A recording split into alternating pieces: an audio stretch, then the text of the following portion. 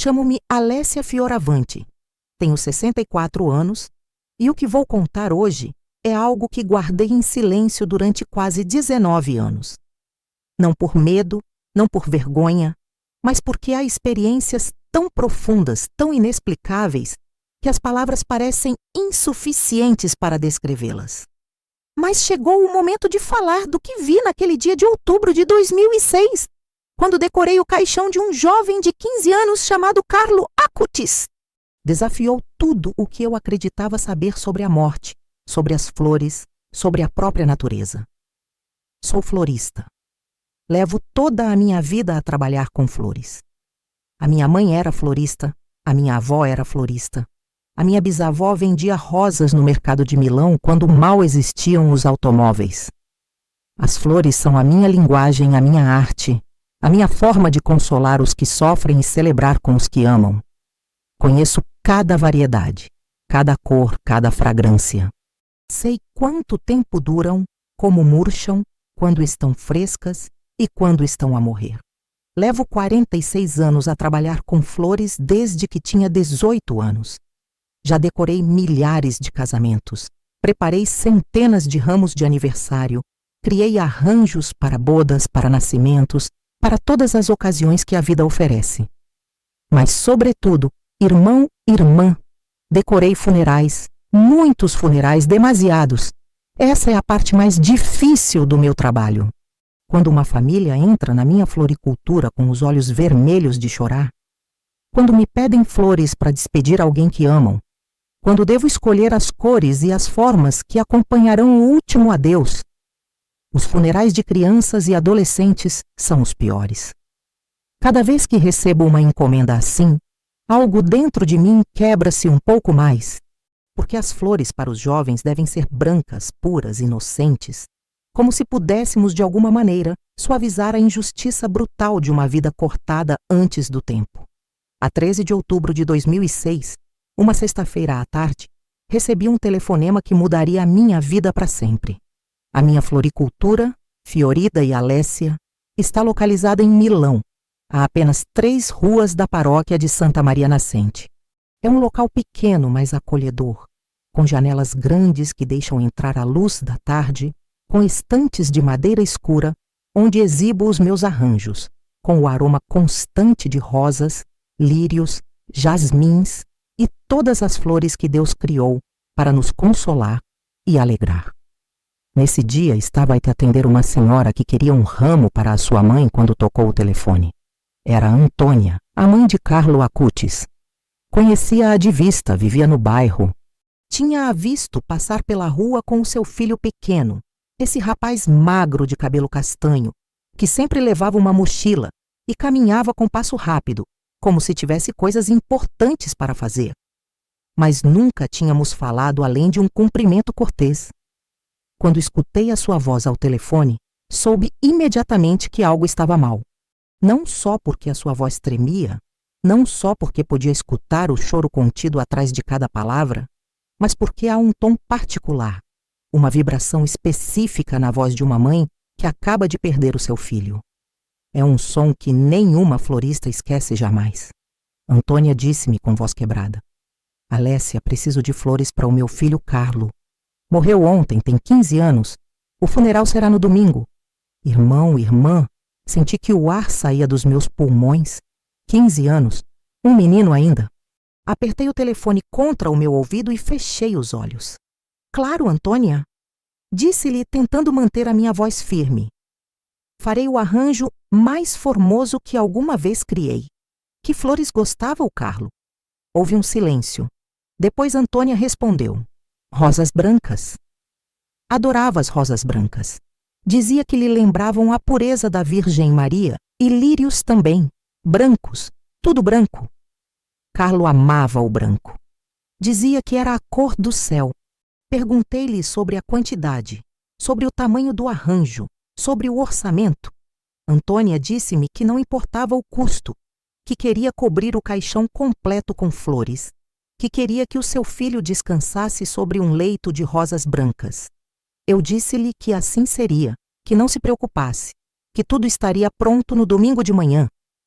Antes de desligar, Antonia acrescentou algo que nesse momento não entendi completamente. Alécia, o Carlo era especial, muito especial, já verás. Nessa noite, depois de fechar a floricultura, comecei a preparar as flores. Pedi rosas brancas aos meus fornecedores habituais, as melhores, as mais frescas, as que acabavam de chegar essa manhã das estufas. Pedi lírios brancos, enormes, fragrantes, perfeitos. Pedi folhagem verde escura para criar contraste, dipsófila para adicionar textura. Tudo o necessário para criar um arranjo digno de um jovem que tinha partido demasiado cedo. Trabalhei até a meia-noite no meu ateliê na parte traseira da floricultura. Tem um espaço ali onde preparo os arranjos grandes com uma mesa longa de madeira, espelhos nas paredes para ver os arranjos de todos os ângulos e estantes cheias de fitas, arames, espuma floral e todas as ferramentas do meu ofício. Nessa noite, enquanto cortava os caules das rosas e retirava as folhas inferiores, enquanto preparava a base do arranjo que cobriria o caixão, senti algo estranho. Não posso descrevê-lo melhor do que isso. Era uma sensação no ar, como se o espaço mesmo estivesse mais denso, mais vivo, mais presente. As rosas nessa noite pareciam mais brancas do que o normal. Sei que sou absurdo. Sou florista profissional. Conheço as rosas brancas como conheço a minha própria mão. Mas essas rosas tinham uma brancura que não tinha visto antes, uma pureza que parecia emanar luz própria. Olhava-as sob a lâmpada do meu ateliê e jurava que brilhavam mais do que deveriam. Pensei que estava cansada, que a tristeza de preparar flores para um adolescente morto me estava a se afetar mais do que o usual. Mas a sensação não se ia. Regressei à casa tarde nessa noite. Vivo sozinha desde que o meu marido Maurício morreu há 12 anos. As minhas duas filhas, Chiara e Francesca, já estão casadas e têm as suas próprias famílias. O meu apartamento é pequeno, mas suficiente para mim, cheio de fotografias dos meus netos, com um pequeno altar no meu quarto, onde rezo o rosário cada noite. Nessa noite, enquanto rezava, encontrei-me a orar por Carlo Acutis, esse rapaz que não conhecia, mas cuja morte me tinha afetado de uma maneira inexplicável. Pedi à Virgem Maria que o recebesse no céu, que consolasse a sua mãe, que desse sentido a uma tragédia tão incompreensível. No sábado de manhã voltei à floricultura às 6. Queria terminar o arranjo cedo. Queria assegurar-me de que tudo fosse perfeito. As flores estavam onde as tinha deixado na noite anterior, submergidas em água fresca em cubos grandes, mas quando me acerquei a elas, detive-me em seco. As rosas não só não tinham murchado durante a noite, senão que pareciam mais frescas, mais vibrantes, mais vivas do que quando as tinha cortado. As suas pétalas estavam firmes, tensas, sem nenhum sinal de desidratação. Isso já era inusual, mas o que realmente me impactou foi o aroma. Irmão, irmã, trabalho com rosas todos os dias. Conheço a sua fragrância. As rosas brancas têm um perfume delicado, subtil, às vezes quase imperceptível, mas estas rosas despediam um aroma tão intenso, tão doce, tão embriagador, que enchia todo o ateliê. Não era um cheiro artificial, não era perfume agregado, era a fragrância natural das rosas, mas multiplicada, concentrada, como se cada flor contivesse a essência de 1000 rosas. Abri as janelas pensando que o cheiro era demasiado forte, mas inclusive com as janelas abertas, o aroma permanecia envolvendo-o tudo. Comecei a trabalhar no arranjo. Coloquei a espuma floral sobre a base de madeira que iria sobre o caixão. Comecei a inserir as rosas uma por uma, criando camadas, construindo volume, assegurando-me de que cada flor estivesse no ângulo perfeito. Agreguei os lírios entre as rosas, as suas grandes pétalas brancas, contrastando belamente com as pétalas mais pequenas das rosas. Adicionei a folhagem verde, a gipsófila, todos os elementos que transformam um conjunto de flores numa obra de arte. Mas enquanto trabalhava, notei algo mais. As minhas mãos, que normalmente terminam cansadas e às vezes inclusive doridas depois de trabalhar com tantas flores, sentiam-se diferentes. Sentiam-se leves, ágeis, como se tivessem uma energia que não era minha. Os cortes que fiz eram mais precisos do que o normal. Os arranjos tomavam forma com uma facilidade que não tinha experimentado em anos. Era como se alguém estivesse a guiar as minhas mãos. Eu sei, soa louco, mas é a verdade. Terminei o arranjo por volta das 2 da tarde. Quando dei um passo atrás para olhá-lo completo, fiquei sem fôlego. Em 46 anos de carreira, tinha criado milhares de arranjos florais. Tinha feito composições para casamentos de famílias ricas, para eventos corporativos importantes, para celebrações de pessoas famosas, mas nunca tinha criado algo tão belo como o que estava a ver nesse momento. As rosas brancas pareciam flutuar sobre o verde escuro da folhagem. Os lírios elevavam-se majestosos entre elas. A gipsófila criava um efeito de nuvem, como se as flores estivessem suspensas no ar. E o aroma, Deus meu, o aroma era celestial. A minha assistente, uma rapariga jovem chamada Helena, que trabalhava comigo os fins de semana, entrou no ateliê para ver o arranjo. Quando o viu, deteve-se na entrada e levou a mão ao coração. Alessia, sussurrou, é o arranjo mais formoso que vi na minha vida. Eu assenti sem poder falar, porque sabia que ela tinha razão, e também sabia que eu não o tinha feito sozinha. Nessa noite o arranjo permaneceu no ateliê. Normalmente as flores cortadas começam a mostrar sinais de deterioração depois de umas horas, especialmente num ambiente fechado. Mas estas flores não só não murchavam, senão que pareciam estar mais frescas com cada hora que passava. Era impossível, completamente impossível, mas estava a acontecer frente aos meus olhos. O domingo 15 de outubro amanheceu cinzento em Milão. Tinha chovido durante a noite e as ruas estavam molhadas, brilhantes sob a luz tênue do amanhecer.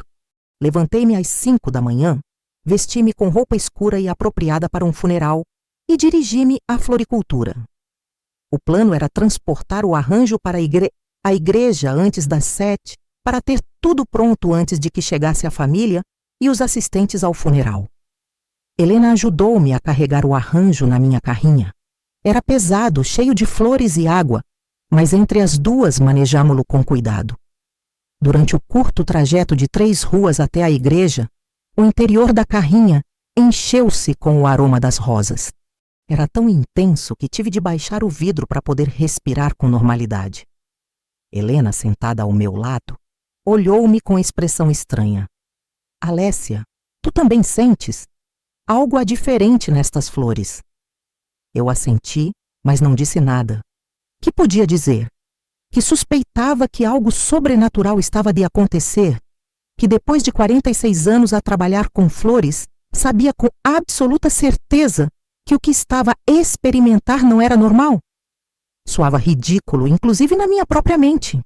Chegamos à igreja quando apenas começava a clarear. O padre Alessandro Bernardi, o sacerdote que celebraria a missa, já estava ali. Conhecia-o desde fazia anos. Era um homem maior, de mais de 70 anos, com cabelo completamente branco e uma expressão habitualmente séria. Ajudou-nos a entrar o arranjo pela porta lateral da igreja. Quando o arranjo atravessou o umbral da igreja, irmão, irmã, algo aconteceu. As velas do altar que estavam apagadas piscaram. Não se acenderam completamente, mas piscaram como se uma corrente de ar invisível as tivesse tocado. O padre Alessandro notou-o, deteve-se, olhou as velas, logo olhou para nós. Eu tratei de ignorá-lo, de convencer-me de que tinha sido uma corrente de ar da porta aberta, mas sabia que não era isso. Colocamos o arranjo sobre uma mesa auxiliar, enquanto esperávamos que trouxessem o caixão. A igreja estava tranquila, silenciosa, com essa quietude especial que tem os templos nas primeiras horas do dia.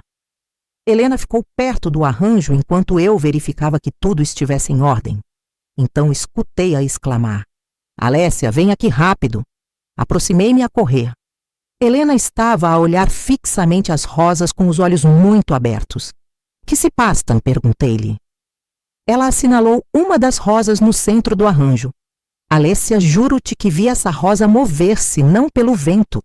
Moveu-se sozinha, como se estivesse a respirar. Olhei a rosa que assinalava. Estava imóvel agora, perfeitamente quieta como todas as demais. Disse a Helena que provavelmente tinha sido a sua imaginação, que estava cansada, que todos estávamos emocionalmente afetados por estar a preparar o funeral de um adolescente. Mas Helena sacudiu a cabeça.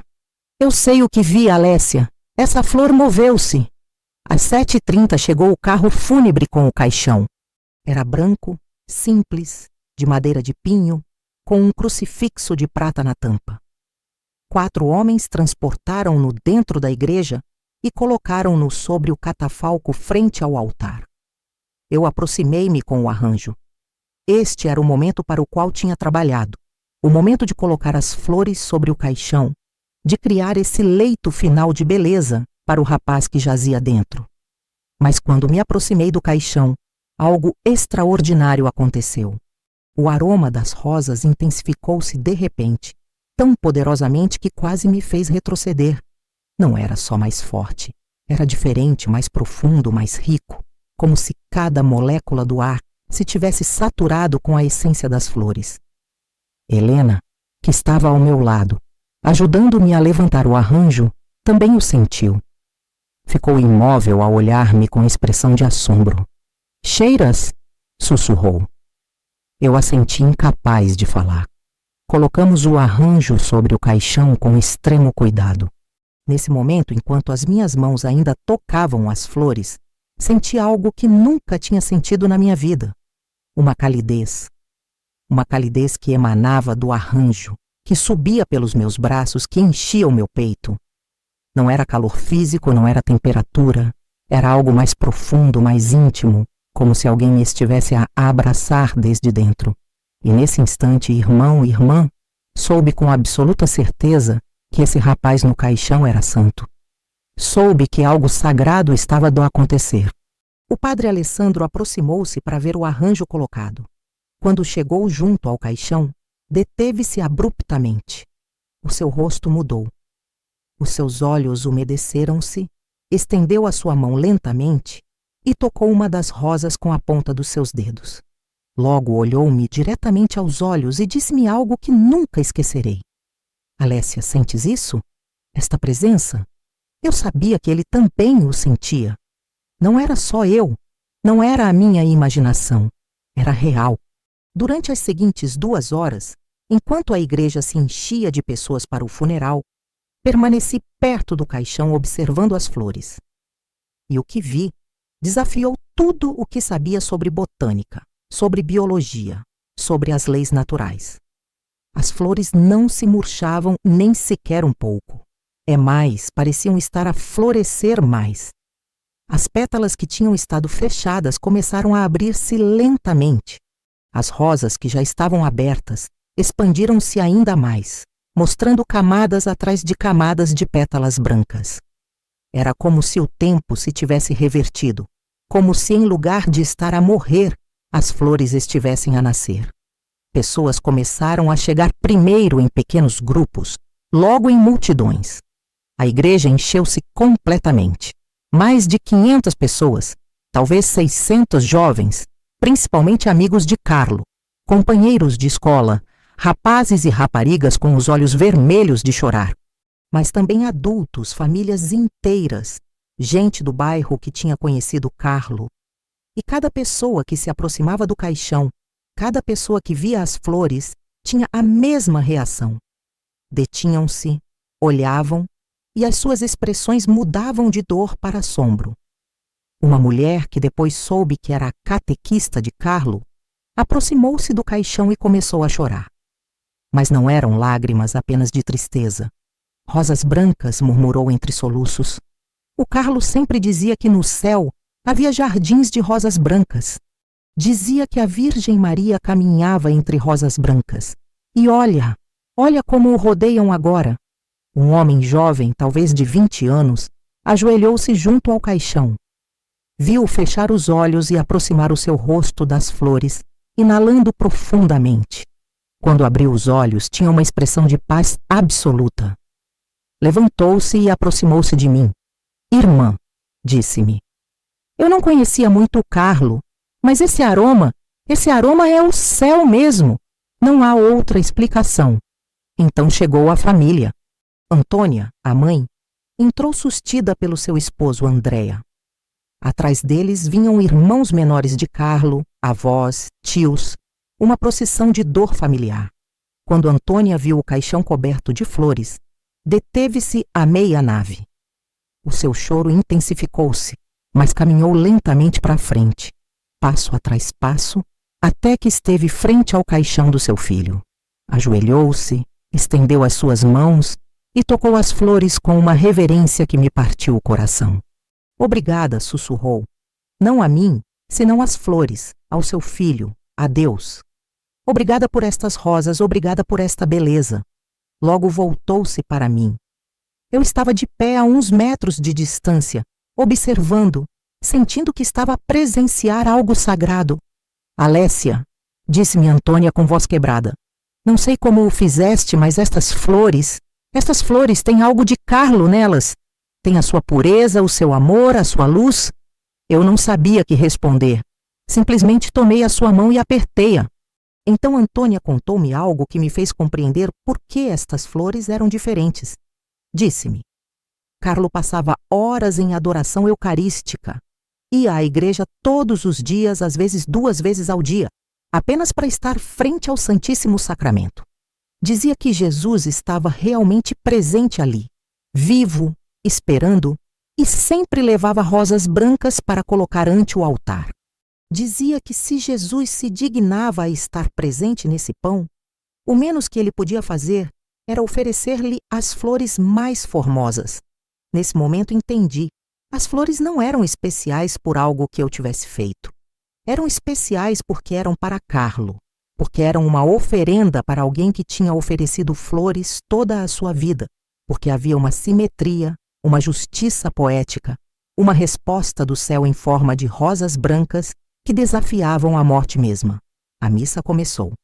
O padre Alessandro celebrou com uma solenidade e uma emoção que raramente tinha visto nele.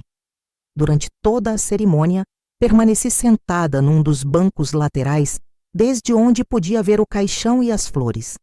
E irmão, irmã, durante essa missa presenciei algo mais que me deixou a tremer. À medida que a missa avançava, particularmente durante a consagração, quando o padre Alessandro elevou a hóstia e o cálice, o aroma das flores intensificou-se de novo. Não era a minha imaginação. Helena, sentada ao meu lado, também o notou. Apertou-me o braço com força. Outras pessoas nos bancos próximos começaram a sussurrar entre elas, assinalando para o caixão. O aroma era tão penetrante que enchia toda a igreja, um perfume que não era deste mundo. E então, vi algo que me fez fechar os olhos e rezar, porque não estava segura de que pudesse confiar no que via. As rosas sobre o caixão, essas rosas brancas que eu mesma tinha cortado e arranjado, começaram a brilhar. Não era uma luz física, não era algo que pudesse fotografar-se. Era como se as flores tivessem uma luminosidade interior, como se estivessem feitas de luz mais do que de matéria. Era subtil, quase imperceptível, mas estava ali. Abri os olhos e vi-o de novo. Fechei os olhos, pensando que me estava a tornar louca. Abri-os outra vez. A luz ainda estava ali. Olhei ao meu redor para ver se alguém mais o notava. Vi uma anciã na fila da frente, com as mãos sobre o coração, os olhos fixos no caixão, uma expressão de assombro no seu rosto enrugado. Vi jovens a chorar, mas com sorrisos nos seus lábios, como se estivessem a ver algo formoso no meio da sua dor. Vi o padre Alessandro de pé, frente ao altar, com lágrimas a correr pelas suas faces, enquanto pronunciava as palavras da consagração. Depois da comunhão, quando a missa estava por terminar, Antônia levantou-se do seu lugar na primeira fila. Caminhou para o caixão. Com um gesto que me rompeu o coração, tomou uma das rosas do arranjo, susteve-a contra o seu peito, fechou os olhos e ficou assim durante largo tempo. Outras pessoas começaram a fazer o mesmo, um por um. Aproximavam-se, tomavam uma rosa, sustinham-na como se fosse algo precioso, algo sagrado. E em lugar de murchar ao ser cortadas do arranjo, essas rosas pareciam conservar a sua frescura, o seu aroma, a sua estranha luminosidade. O funeral terminou. Levaram o caixão ao cemitério. Helena e eu recolhemos o resto do arranjo. Esperava-me encontrar flores murchas, pétalas caídas, os signos normais de flores que estiveram expostas durante horas. Mas as flores estavam perfeitas, mais do que perfeitas. Estavam mais formosas do que quando as tinha colocado essa manhã. Helena ajudou-me a levar as flores sobrantes de volta à floricultura. Durante o caminho, nenhuma das duas falou. Que podíamos dizer? Como podíamos processar o que tínhamos presenciado? Quando chegamos à floricultura, coloquei as flores em água fresca no meu ateliê. Sentei-me na minha cadeira, essa cadeira velha onde me sento a descansar depois de dias longos, e finalmente permiti que as lágrimas fluíssem. Eu orei por Carlo, pela sua família, pela beleza e o mistério do que tinha experimentado. As flores do funeral de Carlo duraram 3 semanas. 3 semanas completas, sem murchar, sem perder a sua cor, sem perder o seu aroma. Helena vinha cada dia a verificar, tão assombrada como eu.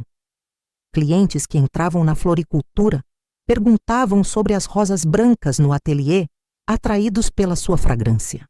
Quando lhes contava que eram as flores do funeral de Carlo Acutis, algo nas suas expressões mudava. Vários me disseram que tinham ouvido falar desse rapaz, da sua santidade, da sua devoção. Uma semana depois do funeral, uma mulher entrou na minha floricultura. Não a conhecia. Era jovem, talvez 30 anos, com um menino pequeno pela mão. Alessia Fioravanti, disse-me, eu estive no funeral de Carlo Acutis. Tomei uma das rosas que você preparou. Levei-a ao meu filho, que estava no hospital com pneumonia grave. Os doutores diziam que a sua condição era crítica. Coloquei a rosa junto à sua cama e rezei a Carlo pedindo a sua intercessão. A mulher deteve-se, lutando com as emoções. Logo continuou. Na manhã seguinte, a febre do meu filho tinha desaparecido completamente. Os doutores não podiam explicá-lo. Fizeram mais análises. A infecção tinha se ido. O meu filho está são e olhe o que trouxe. Estendeu a sua mão. Nela sustinha a rosa que tinha tomado do funeral. Irmão, irmã, essa rosa ainda estava fresca. Uma semana depois de ser cortada, ainda estava perfeitamente fresca. Eu tomei a rosa com mãos trêmulas. Examinei-a.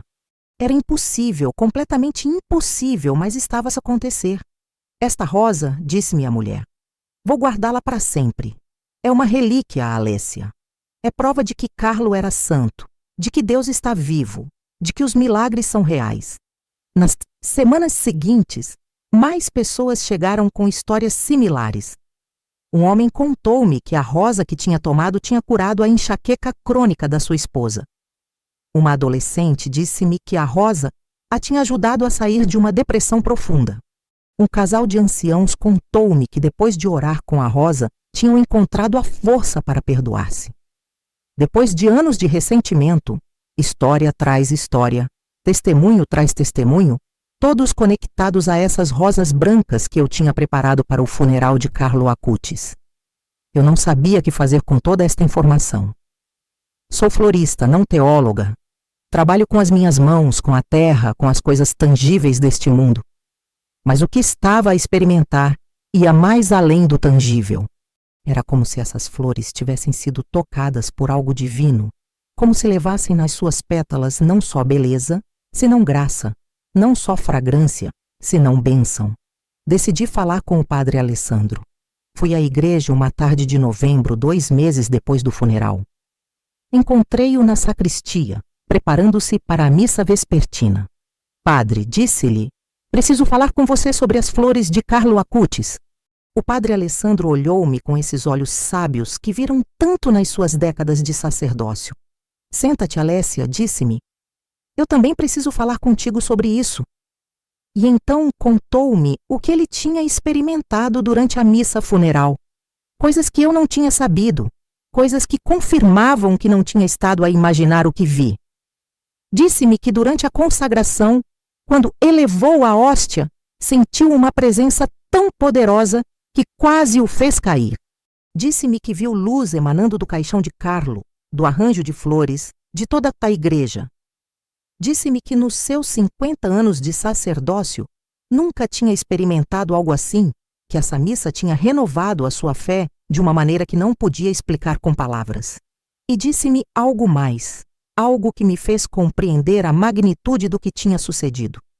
Alessia, disse-me o padre Alessandro, eu creio que Carlo Acutis será beatificado algum dia. Creio que a igreja reconhecerá sua santidade. E quando chegue esse dia, o teu testemunho sobre as flores será importante, porque essas flores que não murcharam, esse aroma que encheu a igreja, essa luz que alguns vimos, isso não foi casualidade, foi um sinal, Alessia. Foi Deus dizendo-nos que este rapaz era especial, que a sua vida importou, que a sua morte tem significado. Saí dessa conversação transformada. Já não tinha dúvidas, já não questionava o que tinha visto. Sabia com certeza absoluta que tinha sido testemunha de algo milagroso, de algo que transcendia as leis naturais, de algo que apontava para uma realidade maior que este mundo visível.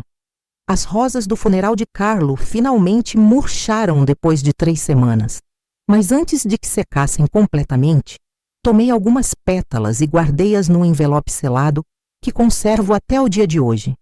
De vez em quando a minha fé fraqueja, quando o trabalho se volta rotineiro, quando a dor do mundo parece demasiado pesada, abro esse envelope e cheiro essas pétalas.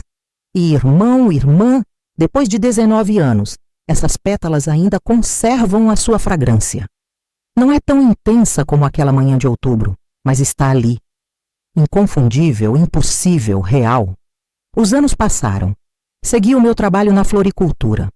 Segui preparando arranjos para casamentos e funerais, para celebrações e despedidas, mas nunca voltei a experimentar algo como o que vivi com as flores de Carlo. Essas flores foram únicas, irrepetíveis, um presente que me foi dado por razões que ainda não compreendo completamente. Em 2020, quando Carlo Acutis foi beatificado, chorei de alegria na minha floricultura. Vi a cerimônia por televisão, vi milhares de pessoas celebrando, vi o corpo incorrupto de Carlo na sua urna de cristal. E recordei esse dia de outubro, quando decorei o seu caixão com rosas brancas, quando senti que algo sobrenatural estava a acontecer, quando presenciei flores que desafiaram a morte mesma. Depois da beatificação, jornalistas contataram-me querendo escutar a minha história. Contei-lhes tudo, embora soubesse que alguns pensariam que estava louca, que estava a exagerar, que estava a inventar. Mas Helena, a minha assistente, corroborou cada detalhe. O padre Alessandro deu o seu testemunho também, e dezenas de pessoas que estiveram nesse funeral, que tomaram rosas do arranjo, que experimentaram sanações e conversões, todos deram testemunho de que algo extraordinário tinha sucedido esse dia. Agora, em 2025, com 64 anos, com 46 anos de carreira como florista, posso dizer com absoluta certeza que as flores mais importantes que preparei na minha vida foram as rosas brancas para o caixão de Carlo Acutis.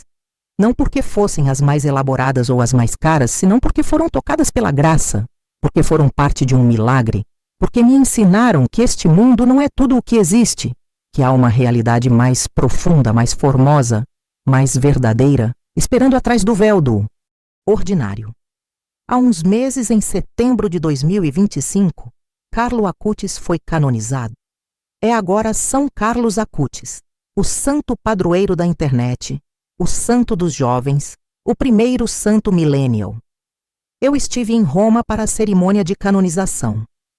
Levei comigo o envelope com as pétalas daquelas rosas. As pétalas que, depois de 19 anos, ainda conservam a sua fragrância. Durante a cerimônia, tirei o envelope e susteve-o contra o meu coração, enquanto o Papa declarava santo a esse rapaz que conheci só através das suas flores. Depois da canonização, regressei à igreja. Entrei quando estava vazia. Nessa hora tranquila da tarde, quando a luz entra obliquamente pelas janelas, Ajoelhei-me no mesmo lugar onde estive esse dia de outubro de 2006 e falei com Carlo como se estivesse ali escutando-me. Obrigada, disse-lhe. Obrigada por permitir-me ser parte da tua história. Obrigada por essas flores que me ensinaram que os milagres são reais. Obrigada por renovar a minha fé quando não sabia que a estava a perder. E então, irmão e irmã, sucedeu algo que me fez saber que Carlos me tinha escutado. De repente, a igreja encheu-se com o aroma de rosas brancas.